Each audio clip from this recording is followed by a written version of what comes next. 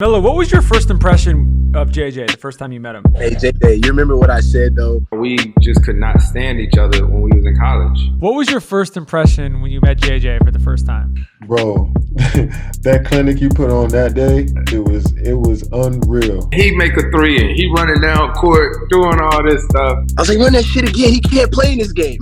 I came at 12 a.m. just for you. That's how much I cared about you, and you decided to leave me. Smack the floor, rah, rah, rah, rah, rah, all this. I was like, damn, who is this white? Like, who the fuck is this white boy? Right? Who is this? Like, who is this? Who is this scoring shooting like this?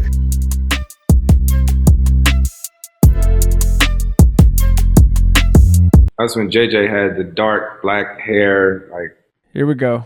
it was like gelled up and all this. The Caesar it's called a Caesar cut. I heard of Chris, and Chris was obviously a big deal in the 2003 high school class and was coming into Wake. We played in Cameron the first time we played Wake Forest. Was it? Yes, the first time. It was a Saturday afternoon game. I had 23 points. Sean Dockery put the clamps on Chris.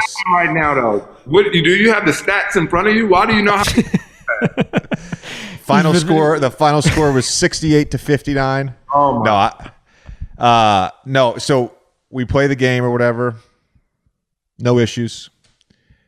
I told this story on the podcast 4 years ago. We're telling it again. You don't have to do no it. issues. No, I got to do it. So no issues.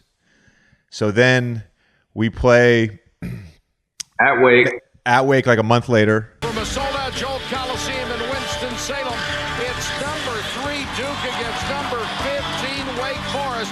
on the left. We're the number one team in the country. I make a cut through the middle, and I try to do the little trick where you like go underneath the guy's arm and act like you're getting held, and you flail your arms or whatever. And Chris gets right in my face. He's like, "That shit ain't working, motherfucker." All this stuff, like just Say that. cussing me out for no reason. Mama and Daddy, I would never say anything. No such thing.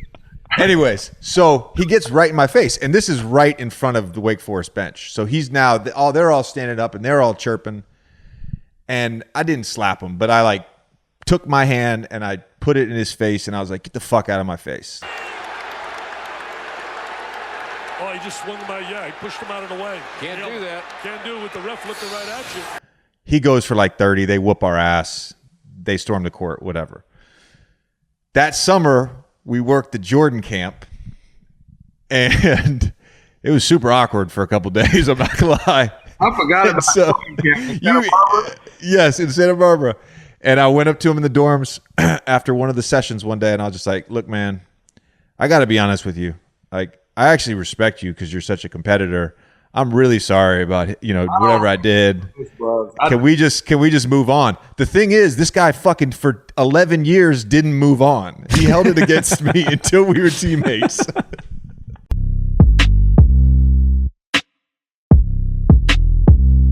Hey, JJ, you remember what I said, though?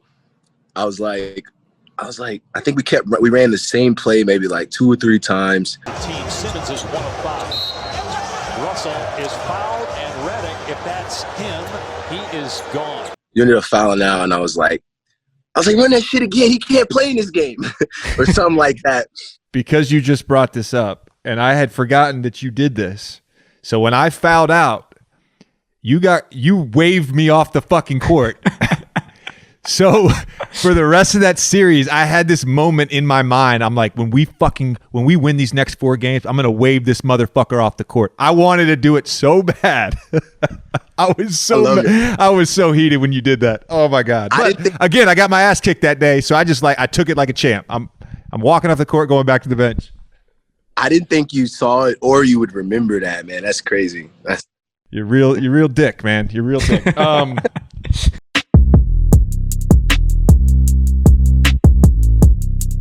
I told a story a while back about you and I playing in the McDonald's game together in 2002, and then the following week playing in the Jordan Classic in D.C.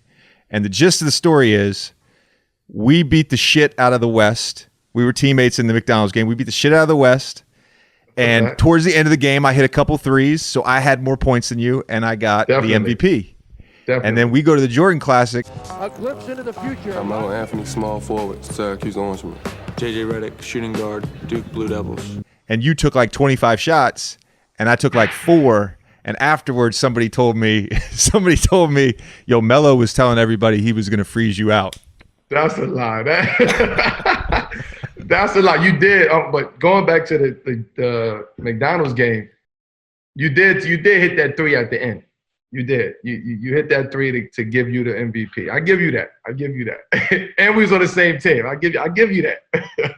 I don't even think you played in the fourth quarter of that game, and you ended up with like 19 and 8. And then I had like probably 15. I had like 15 at the end of the third, and I scored whatever. Yeah, you got hot. But the way you explained it to me though was, which I didn't even put 2 and 2 together, is like you're from DC. I mean, you're from that area, right? You're from Baltimore.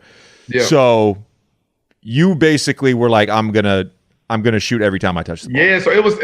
At first of all, it had nothing to do with you at all. For one.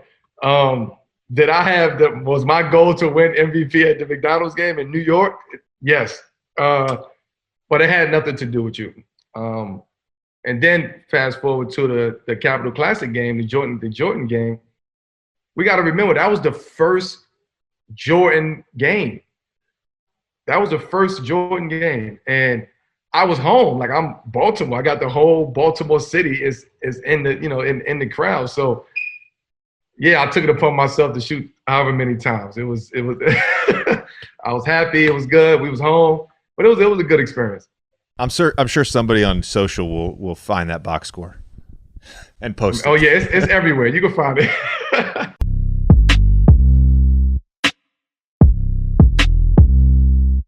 But it really got bad my sophomore year when we played at Duke, and JJ knows this story already. They started a kid, I think his name was Patrick Davidson. Is that his name? Yeah, that was his name, Patrick Davidson. Ridiculous that I still remember his name. They started a walk-on, right? And the kid just walked out on the court. Right? Duke is Mr. Prestigious School. They don't need any gimmicks. They got JJ Redick. They started a walk-on time. Did you hear what I said? I heard. They started a walk-on at Duke in this big game. Well, it doesn't matter if Davidson picks up fouls either. I mean, he's out there to be physical with Chris Paul. The guy comes out there and he's like bumping into me. Every time we take the ball out, he's boom, getting into it. And I mean, I have come a long way. Back then, I was a real hothead, right? And he doing all this bumping into me. He started for like a minute and 30 seconds. They took him out the game, and the whole arena went crazy. Mark it down, about 2:16 in. Patrick Davidson leaves, gets a big hug from Coach K. I think the emotional job has been done. And he ran off the court and hugged Coach K. Right? To the point where 2006, so that was my sophomore year. I went in and played my rookie year, and then that next summer, Coach K was the USA coach. And that wasn't even cool at first. Because we were fresh off that. It wasn't cool like that at first.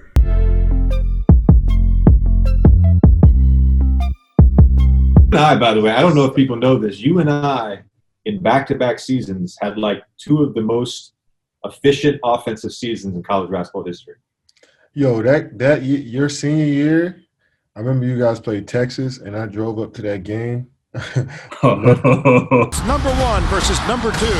It's Duke versus Texas as the road to the Final Four continues.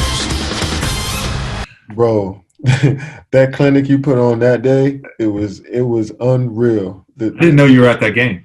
Yes, I was sitting. Me and my moms and my grandma, we drove up because I had committed to Texas like a month or 2 before, and this was like the first time I was going to see, Coach Barnes since like the recruit process.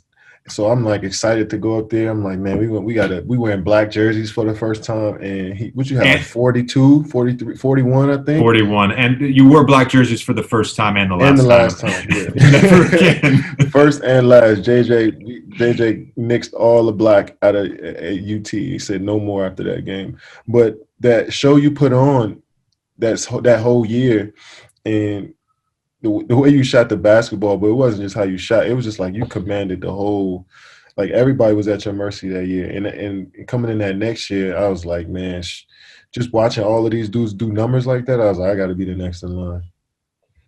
PJ Tucker in the second half, he was on that Texas team. They had a great team. LaMarcus, PJ, Daniel Gibson. Great team. So PJ is talking shit to me the whole second half. Off the iron, Tucker and Redick. And Redick and Tucker staring each other down. You're right. Yeah, you got to keep an eye on this right now. It's not really a healthy situation out there. And we're up like 25, 30 points for most of the second half. Mm-hmm. So I get fouled. I'll get 39. And PJ's still yapping at me. The refs are telling us to shut up. And I'm at the free throw line. I'm like, yo, PJ, I'm about to have 40, and you're down 30. Why are you talking shit? Bro, that was a tough drive back home. I was pissed. I'm like, I came up here for us to get 30 piece. But, yeah, you was on fire that night.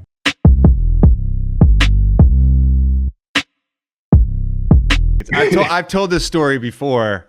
I want to get Joe's perspective on this because it was a little odd. Oh, yeah. So I come to the facility at 12:01 a.m. This is July 1st, 2017. I show up to the facility at 12:01 a.m. and I'm getting a tour of the facility. You know, I see the offices, I see the locker room, I see the weight room. And as we're like walking from the weight room through the court back to Brian Colangelo's office, Brett stops us and he starts running like two-man game with me and Joe. Yeah. And we're in street I have a blazer on. And we're like doing DHOs. Yeah, sure. Hey, he ended up being the best offense in the NBA. So yeah. I do remember that we just got on the call. We just started talking about some ideas of, us playing together, and it was cool. The other thing I would add to that story is I left because you came in the meeting. We met after that little walkthrough we did on the court. We met with David Blitzer, Josh Harris, Colangelo, Todd Wright, Brett. By the way, how much did I care about you? I came at 12 a.m. just for you. That's how much I cared about you, and you decided to leave me. Thank you. All right, cool. Joe, I thought the same thing until I realized that 2 a.m. is your normal waking hours. That is true. Once I got to know you, I was like, it wasn't that big of a deal that he came that night. I've changed a little bit, but yeah, I used to basically stay up all night, then go to bed at 8 a.m. and sleep all day. Still wish we could have had some more time, but he decided to leave us. Thank you.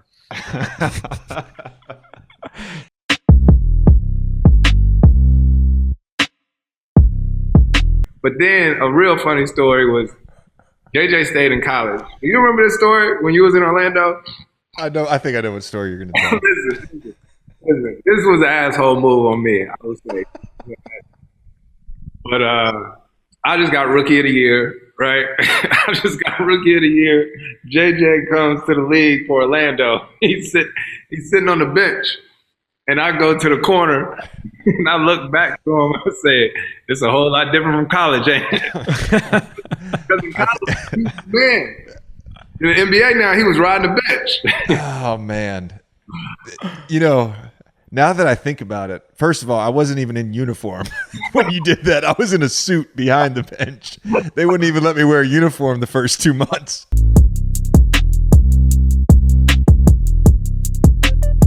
Do you remember the first time I met you at Duke? No. All right, I came and talked to the team. I can see I had a lasting impact on you. Anyways, I came and talked to you. You were on the team. I'm trying